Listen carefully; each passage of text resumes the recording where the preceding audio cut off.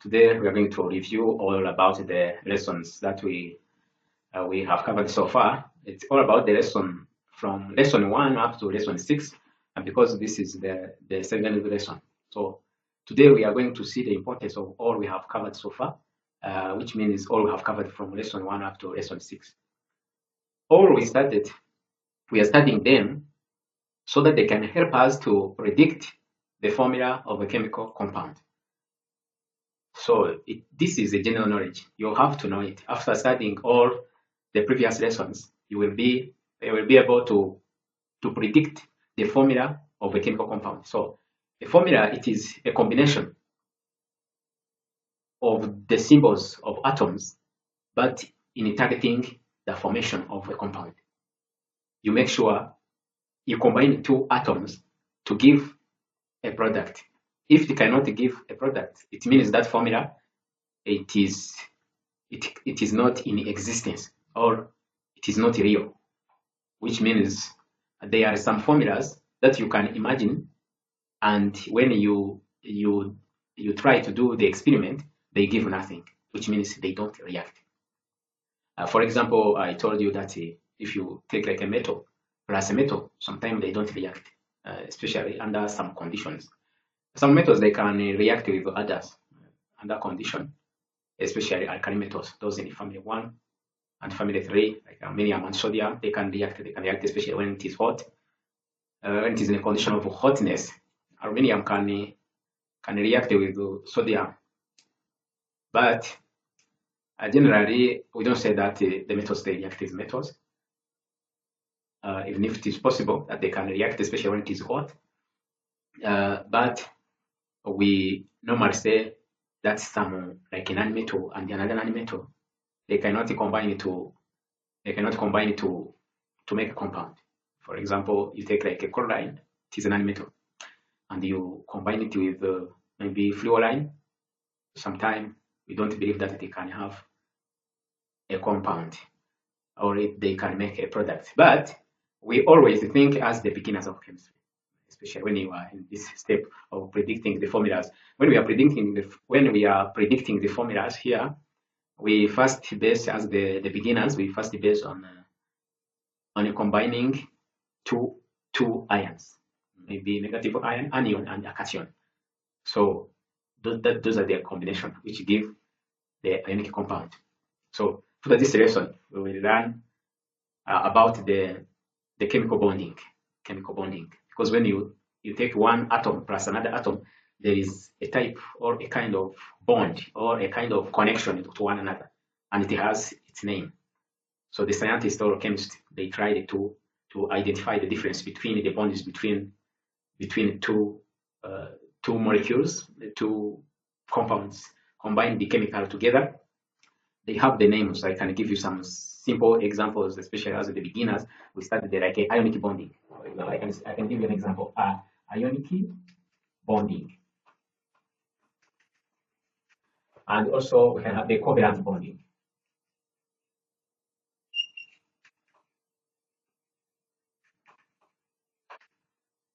Covalent bonding, and also covalent bonding. The covalent bonding, it has two types. For example, there is a normal covalent bonding, and also there is one that we call dative covalent bonding. Another name it is coordinate covalent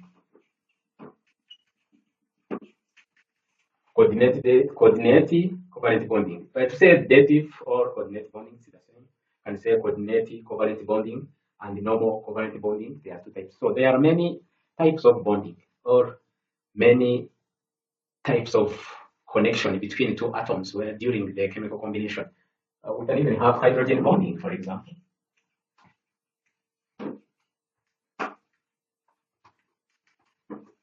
Hydrogen bonding, that's another example. There are many types. Also, we can have like a van der Waals forces bonding. It can be a bond. Van der Waals forces bonding. Even this one, van der Waals forces, it can be also a bond. There is the other bonds, gamma. There are many bonds, but basically, if you run this and this and this, which has two types, you can cover many things. For example, ionic bond. Ionic bond, it is all ions, two ions. They are a combination of cation and anion. It is when we form the ionic bond. So what is the difference maybe between this and this? This is the covalent bond. The covalent bond, it's when they are not ionic. So iron, for example, it can be magnesium 2+, for example. And here it can be chloride, it has minus. We studied all about this. Why here it is minus, why here it is positive, and why here it is 2, but here it is 1. We studied previously. We studied that this minus, because this is an metal. In simple ways, that's how I explained it. And this is positive because simply it is a metal. And this is two charges because magnesium, it is in the second family in the groups of periodic table, which means it has 2 electron valence in its outermost shell. And here it is 1. It is 1 because it is in the 7th family, the halogens. Halogens, they have electron valence 1 because in their outermost shell, they have only 1 electron, 1 single electron. The others, they are lone pairs. When they are lone pairs, and also here, for example, we say that here in electron configuration of chlorine, because chlorine is 17 and it has 17 electrons, you can say that here electron configuration will be for 17 like this. 17, this is 10, 11, 12, 13, 14, 15, 16, and 17. So you can see here there is one single electron. So this one single electron, it is one which can combine with this one. For example, magnesium. Magnesium is it's like this. It has 2, 3, 4, 5, 6, 7, 8, 9, 10, and then another share. 11 and 12. So this is magnesium, which is equal to 12. So the single electrons, they are here, like this. And this is single also. They are single because I said that when you are building the electronic configuration, you have to make sure the first 2 they are combined as pair. But when you start for the second one, you first locate the symbols 1, 2, 3, 4, and if there are other electrons that are not configured yet, you have to start building the pairs. So, which means if it is the combination of ionic bond here, it is this which we combine with this, and here we have remained with 1. For example, if you have remained with 1, this is over because when this is combined, it makes another lone pair, which called, so this one, it is octet law. It has completed 8. If this it is combined to come here across here, it will make this 8, but here it is lacking another chloride, which is chlorine. It will be attached here like this. I'm not going to draw it again. You make sure that you draw another one which is the same as this, similar to this, and then it become here and combine, which means the magnesium will have to carry 2 chlorine atoms to make sure these electron valence will be occupied. They will be occupied so that they can make octet loop, where the shells, the outermost shells, they will be full with 8. If this has combined with this with its single electron, it will come and make a pair, a lone pair. And here it has made another lone pair. And these are the lone pairs here. The lone pairs. Which means here, this it is full.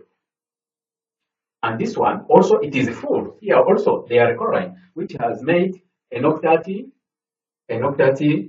loop. Here it is full, which means these 2, the formula it is this. we have this is how we can predict by knowing the valence, by knowing the electronic configuration, and know by knowing the electron valence number, you can predict the formula. Okay? You don't go for experiment. You will say that if it is the magnesium chloride compound, you make sure that magnesium will be one atom, this one, but we have to carry two atoms of chlorine because chlorine always has one single electron valence. So when it is going to combine with magnesium, which has two electron valence, it means it will share two atoms so that it can fill out or it can match with the electron valence of this. This is also called to balance the electron valence. That's how we balance them. We balance ions. When you are balancing the ions, it's just to get the true formula of the compound. I don't know. So for the covalent, let us see. For the covalent bonds, well, this is ionic compound because here it was positive and here it was charging negative. But when they combine, when they are combined together, they give a neutral compound. This is a product. This is a sort of magnesium chloride, for example.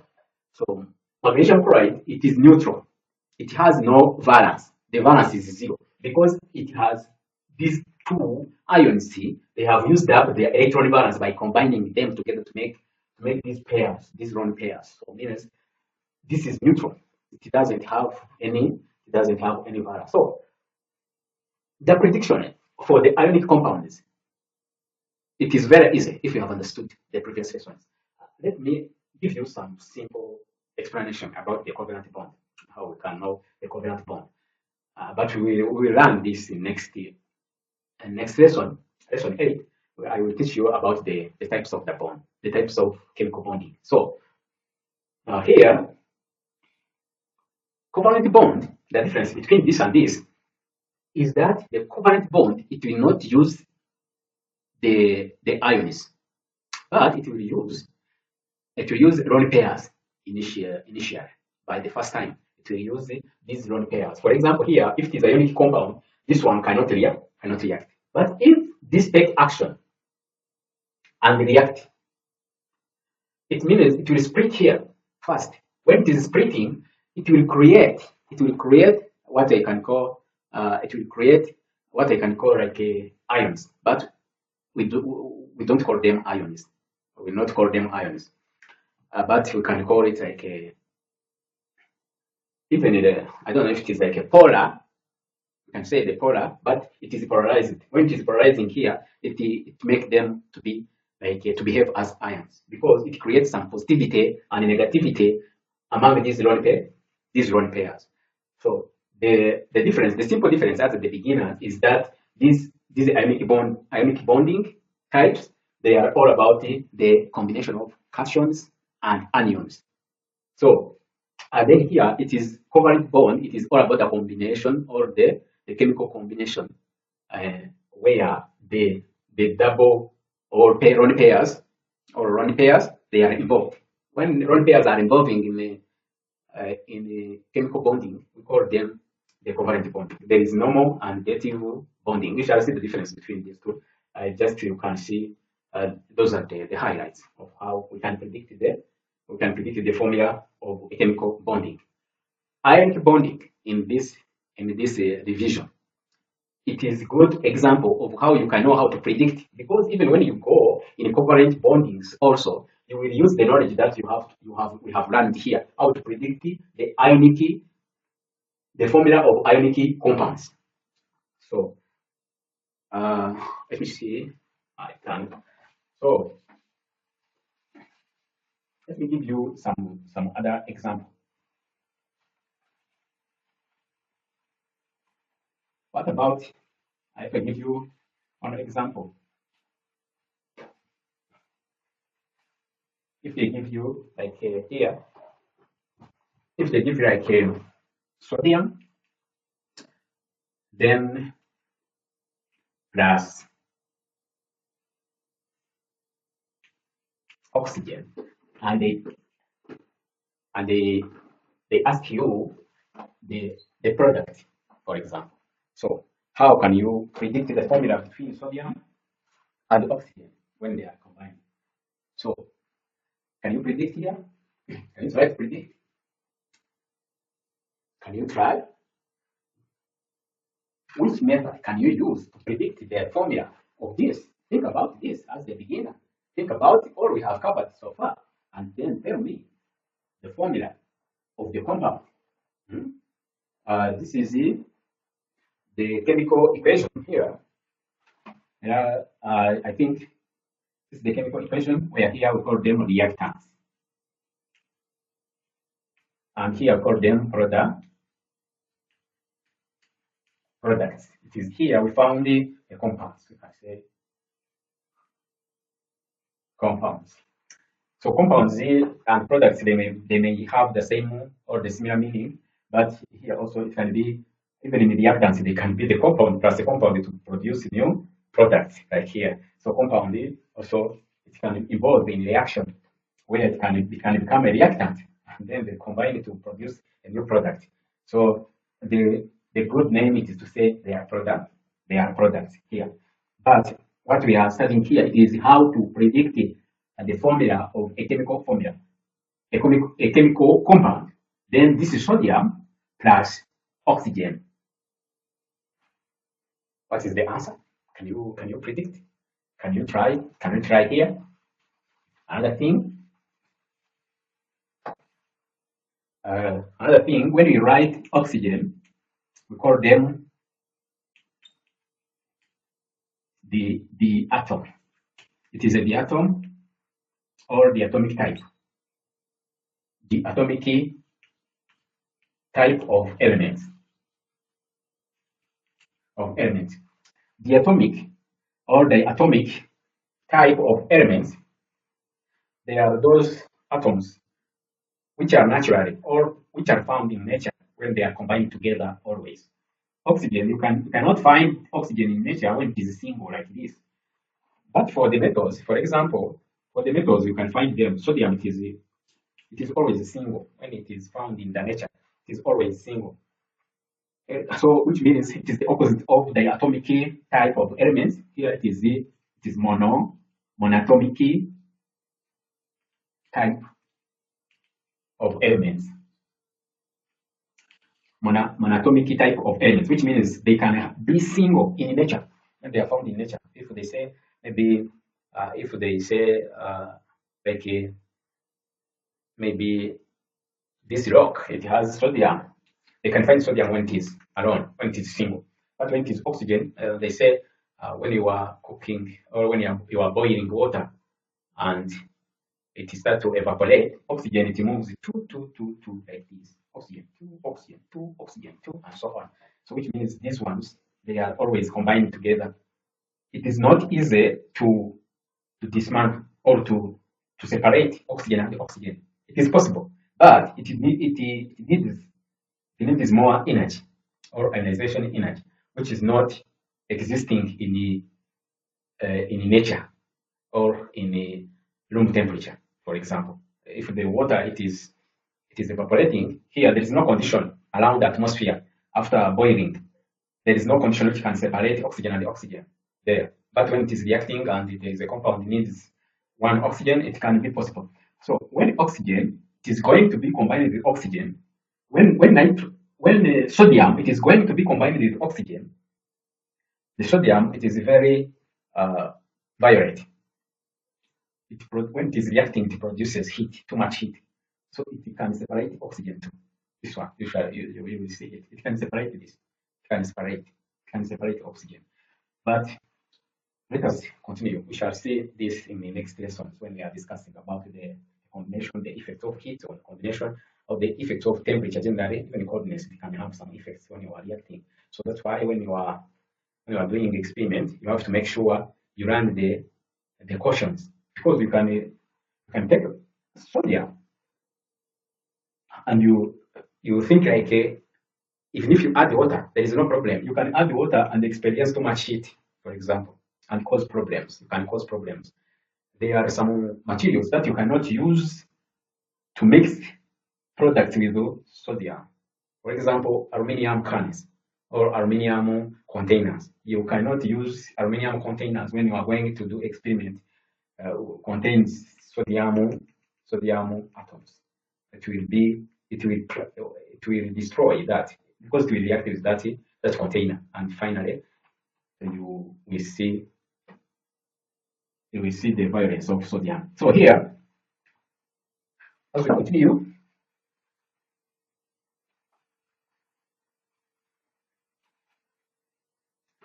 continue, sodium, we first write the ionic equation. This is the equation. This chemical equation, but this is the ionic equation. Ionic equation is to write this in the ions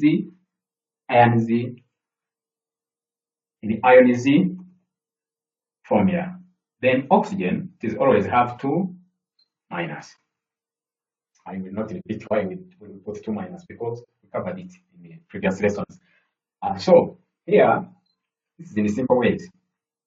We shall see how to write ionic equations when it is asked in the question. You have to add the number of charges that they have lost. But for us, we are just predicting the formulas of here, which means this is going to be combined with this, which means you will first write here metal plus this, and then you balance here. So we balance here. You will take this, then you balance it here. If here it was 2 and here it was 1, which means this one, which has 2, it will make this 2 times. To make sure you balance this and this, here also you will make 2. To make this 2 here, it is just to multiply this by 2. Like this. No, not here. You put it here. We shall see also the meaning of these numbers. When you put it here, so you are adding the molecules. When you put here, it means the number of atoms. Number of moles, number of atoms. Number of moles, you put it here. Number of atoms, you put it here down as index. So here, which means we have 2 atoms of sodium and 1 atom of oxygen. This is the product. The product, it is sodium to oxygen. So this is what you call sodium oxide. Sodium oxide. Sodium oxide. I don't know if how I have done this. It is understandable, but let me use another method that I like to use when I'm teaching my students here. I like to say in this way. Let me show it in this way. In this way, I can say like sodium. I draw sodium like this, and then sodium here it is neutral, and then this is the oxygen, and here also it is the neutral. It is neutral. Let me put this to make sure this will not be. Let me give it even the ash. This is not electron or what. Just I want to put this as to show that this one will be different from this. I show it as it has a head. It is like head. So this is sodium. This is oxygen. When sodium it is becoming close to another atom which is reactive, it must be electrically charged, which means when you combine these two, they will be like a it will awake its leg, combine with you to make sure it will fight with this so that they can combine. They call it the ionized, to be ionized. It will be ionized. Here, it will prepare its electron in terms of a leg like this. This one, it has one leg. You remember, that's valence. So it will tend to do what? To move. It will send it there. Because this one it is asking it, bring. And this one it will have only to send one electron. And when the oxygen also feels that there is something there, it will start to prepare its legs. It will prepare 2 legs like this. It will prepare two legs like this. If it prepares 2 legs, one will combine here. So they have combined. If they have combined here, for example, It, for example, here there is a remaining leg. This remaining leg, it will need another atom of sodium because we used to put a sample of atoms or of molecules, which means this one it can take whatever it needs. We don't send one single atom of sodium, but we send sample like in 100 grams of sodium, pure sodium. It means they are around five or four atoms of sodium. So if you combine them with oxygen, which means it just even others they will be charged. And this one also it will bring its leg like this. Sodium also it brings its leg, and then they will combine. If there are other sodiums here remaining, and here we are having one oxygen, these ones they will remain with their balances. They will not react because they don't have anything to match here or anything to connect with, which means these are the remaining atoms which have not reacted. We are all about to know how to predict the formula of chemical compounds. Let us leave this. So, which means here we have seen that to satisfy two legs of oxygen, we will need two atoms of sodium. We need two atoms of sodium because sodium it has only one leg. One sodium atom cannot satisfy one atom of oxygen because oxygen will need two. It will need two legs to make sure it is satisfied. It is combined completely. So, which means sodium it will send when it is connected, it will send another one to make sure it will satisfy its neighbor here. And then this is the combination. When you are going to write the formula here, you have tried to draw in this way. When you are going to write the formula, the methods they come first when you are writing the formula, and the non-methods they come next. It will be like this, for example. You write sodium and oxygen, oxygen. This is the first step. You write it like this. Then you will come here in your diagram, and then you say how many atoms of sodium? They are 1, 2, 1, 2, 2. You will put it here, not here. You will put it here, down. When you put here, it will even count here, which is wrong. When you put here, it will not be having the meaning of atoms. It will have the meaning of moles.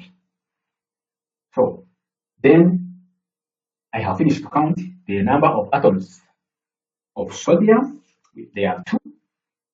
And then here I will go to oxygen. Oxygen it is 1, which means like put here 1. Not put 1, leave it like this. This means 1. So this is how you can predict. You can predict it, or this is how you can know the formula of many compounds, especially ionic compounds. We are ionic compounds. You can predict the ionic compounds, but there is a crucial thing to learn the prediction of the formula of chemical compounds using ionic compounds. It will give you the knowledge that is used also in other chemical bonding. For example, in covalent. Also, you balance it like this. You make sure the knowledge you have gained here will help you to know even other type of bonding, because this is basic. And what I can tell you is that many compounds in nature they are ionic. Others they are covalent. Others they are organic. If we say organic, also organic compounds, it is when they are combined with carbon. But carbon also, I cannot say it is organic. It is organic bonding, but because it uses covalent bonds, mainly hydrogen bonding, it uses many different, but generally many things. The salts, they can be salts, base, and so even base they are the types of salts, but which can neutralize the acids. Even the acids they are ionic. So ionic bonding, ionic compounds, they are very many. They are very many, which means now if you have learned this, you can predict many products there.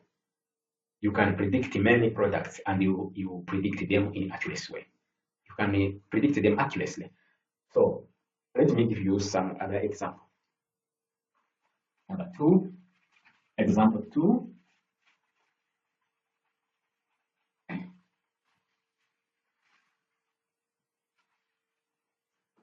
Guess this.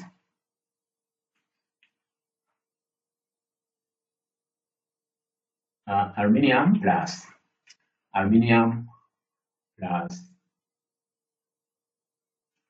sulfur. Sulfur, I can give you, I can give it like this. Also, sulfur is the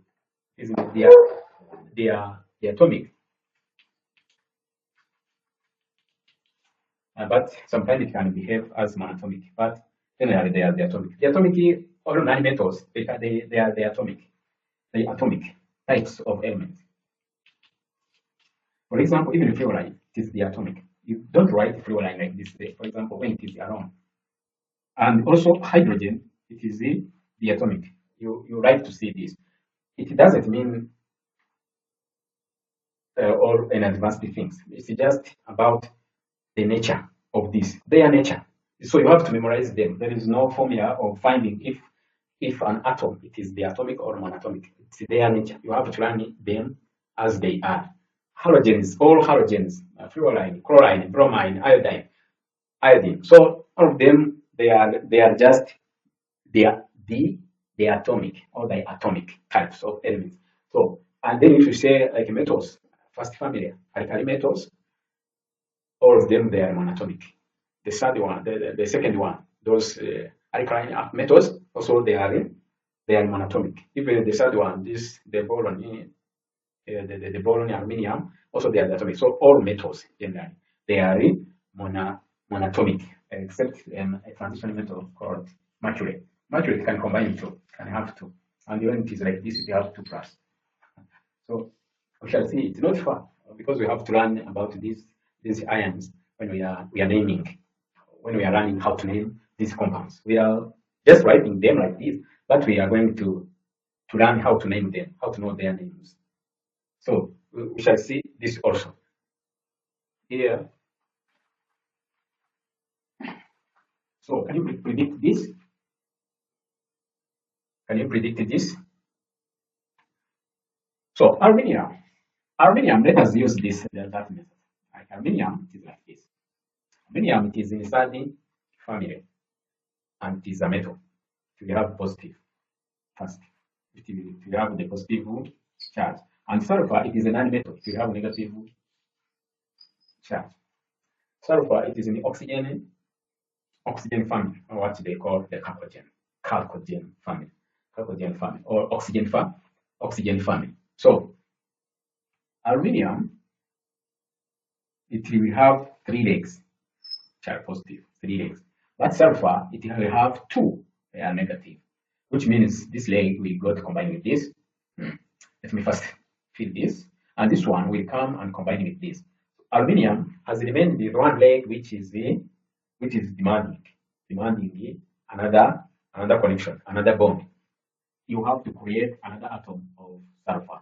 Sulfur always it will have 2 legs. Don't write 1 because here you need 1. Don't write sulfur when you know that it has 2 valences, and you write it with 1 leg like this.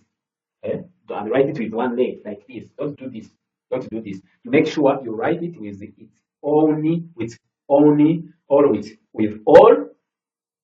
the electron valences. If you have 2, here it will combine with this. If it is combining with this, aluminium has finished its own legs. But sulfur, the created sulfur, it has got 1 connection, but it has remained with 1 which is demanding another one. You have to create another aluminium. Aluminium will do its own legs. It has 3. 1 will go and combine. If it is combined here, there are 2 legs which are remaining, and they are demanding the bonds or the connection. You will create another sulfur here. When you create an atom, you have to create it with its own legs.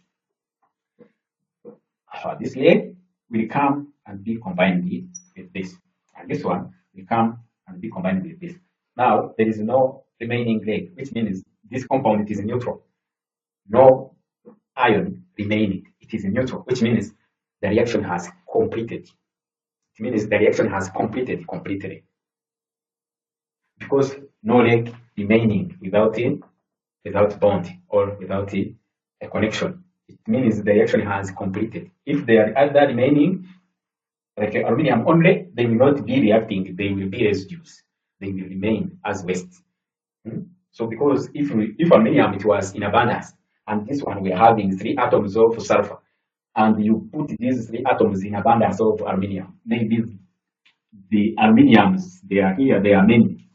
These remaining, when these are completely combined, these remaining they will remain as residues. You will remove them. You will remove them because there is no one to combine with them. Or you can add some other sulfur atoms here to make sure even this one they react. That's why we balance. That's why we do calculations, stoichiometry. That's why we learn stoichiometry to make sure if you are doing a reaction, it will be completely finish all atoms. You can use it by calculating. If you have aluminium, you know its mass. And if you say in this mass, there are 3 atoms of aluminium, And when I take the mass, like 200 grams of sulfur, there are this number of atoms. You make sure you combine them when the reaction is going to be completed. If not, you will have some residues, which means it is when we say there are some excess. For example, if you are going to do a soap, when you are testing your soap, you make sure you balance the wear. You have used the true ratios. If you did not, you can put many metals like sodium. It will irritate your skin. It is when you start to use the soap and you feel like you are paining on the skin or you are burning. It brings some irritations on the skin because the one who made the soap did not balance well the formula. That's why we study what we call stoichiometry.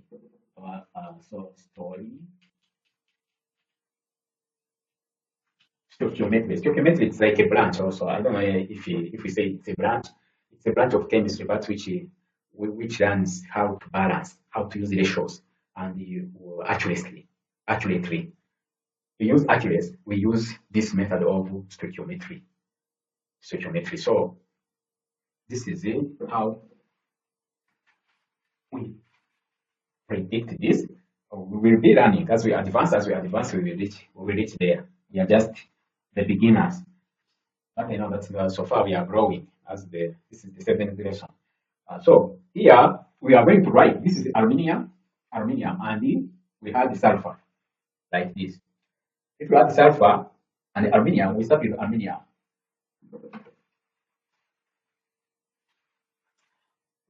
So aluminium here, we have got 1, 2, 1, 2, 2 atoms. You make sure you write it here down. For sulfur, we got 1, 2, 3, 3. So this is the formula. So we can predict the formula. So the name is aluminium sulfide. Aluminium sulfide. We shall learn how to name them in nomenclature topic. Nomenclature or chemistry nomenclature. So I don't know.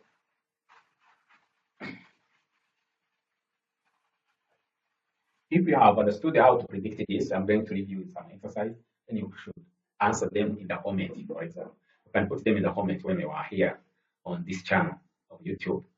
Predict this.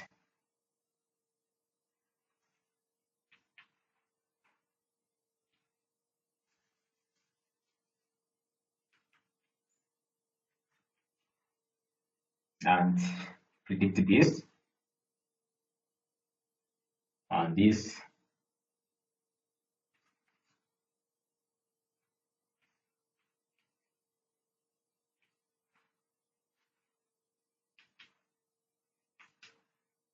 And then predict it and this C lithium plus chloride. So here this is it. This is not a balanced formula. To balance this formula, we shall see them. We shall see it next time. But when I'm going to balance here, I can balance mentally in using my method is it, or I can say mental calculation. Here it is aluminium towards 1. Here there are 2, and here there are 2, and here there are 3. I can put here because it has become like this. No, here there are 3. I can put 2 here. I'm balancing. This is the number that I have added by myself to make sure I can balance here. The importance of balancing it is to make sure you get a measurable ratio that you can use when you are doing experiment, because those empirical formulas, sometimes you cannot be able to measure them. For example, if they say you take like 2 grams or 1 gram of aluminium sulfide, how can you measure 1 gram? You make sure you balance this, use the empirical formula, and you develop it. If it was 1 gram, if in 1 gram we maybe it was this and this. So if I make 1,000 grams, 1 kilogram, or 1 kilogram in another way, what can I get? So which means if you are measuring like kilograms, it is very easy to get what to use to measure 1 kilogram of a compound or 1 kilogram of a product. But when they are small, like grams and so on, it is not easy. That's why we use balancing. We develop the big amounts of a substance using the empirical formula. So when there are 2, here they become 4, and here they become 6. Because 2 times 2 it is 4, and 2 times 3 it is 6. 56 here I will put 3, for example, and 53 here there are 4, and here I put 4. When you are balancing, don't touch here. Never touch any atom. I told you that this means the number of moles, and this is the number of atoms. So when you are balancing the equation, don't touch here. Never touch this. Never touch this when you are just balancing. You touch here when you are combining, as we have done it. But when you are balancing, trying to balance, don't touch in here. Never do that. Never do that. You will not have the true formula again if you disturb the number of atoms. You will never have the true formula if you disturb the number of atoms by trying to get a balanced equation. Balance using the number of moles. When you put it here, it multiplies all this like this. So we shall see this in another lesson, how to balance the equation. We still have men to learn, but slowly. You first do this exercise. This will be calcium plus fluorine. They produce what? You put it here. Then calcium plus nitrogen. They produce what? You put it here. Then lithium plus chloride, they produce, you can put it here, 1. Then you write it here. In the comments, you can write A, B, C. Then you write them. But even if you write that, just you put comma, it's fine. I will find it because I can see that you have combined calcium and fluorine and the potassium and the nitrogen and the lithium and chlorine. So thank you so much. If you have a question, you can ask. But try to help me and show me that you have understood this by answering these 3 questions. If you have any question or difficult